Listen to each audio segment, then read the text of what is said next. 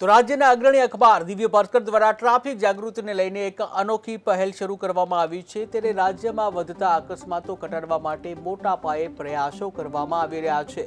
ત્યારે દિવ્ય ભાસ્કર દ્વારા રાજ્યના આર્થિક પાટનગર અમદાવાદમાં અકસ્માતથી આઝાદીના સંકલ્પ સાથે ટ્રાફિક જાગૃતિ ઝુંબેશ શરૂ કરવામાં આવી છે અને જેમાં ટ્રાફિક નિયમોના પાલન સાથે અકસ્માતને કેવી રીતે નિવારી શકાય તે માટે અવેરનેસ લાવવાના પ્રયાસો કરવામાં આવી રહ્યા છે।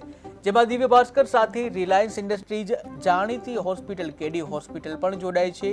આ ઉપરાંત પીએસપી લિમિટેડ, જીએમડીસી, અમદાવાદ શહેર traffic police, Kalupur bank, Lincoln pharmaceutical, national highway authority of India એટલે કે NHAI, અનંત નેશનલ યુનિવર્સિટી, સંવેદના એનજીઓ અને કેટીવી ન્યૂઝ ગુજરાતી પણ આ અભિયાનમાં જોડાયું છે, જેથી આ પહેલ અમદાવાદના તમામ નાગરિકો સુધી પહોંચે। આ જાગૃતિ અભિયાન અમદાવાદના પશ્ચિમ અને પૂર્વ વિસ્તારને આવરી લેશે। ત્યારે આજે દિવ્ય ભાસ્કર દ્વારા શહેરના ટ્રાફિકથી ધમધમતા કર્ણાવતી ક્લબ અને પ્રહલાદનગર ગાર્ડન પાસે હેલ્મેટ વિતરણનો કાર્યક્રમ યોજવામાં આવ્યો હતો।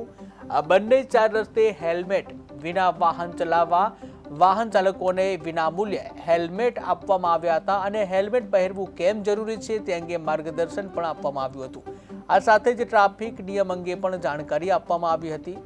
ત્યારે અલગ અલગ વિસ્તારોમાં દિવ્ય ભાસ્કરનું આ અભિયાન હવે જોરશોરથી ચાલી રહ્યું છે। ત્યારે રસ્તે વાહન લઈને પસાર થતા વાહન ચાલકોને સલામતીના નિયમો વિશે માહિતગાર કરવામાં આવ્યા હતા।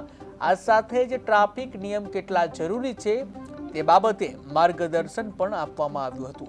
આ અભિયાન અમદાવાદના તમામ વિસ્તારોમાં આવનારા અનેક દિવસ સુધી ચાલુ રહેશે। ત્યારે શહેરના એસજી હાઈવે ઉપર આવેલ હેબતપુર ક્રોસ રોડ ખાતે ટ્રાફિક સલામતીને લઈને નાગરિકોને જાગૃત કરવામાં આવ્યા।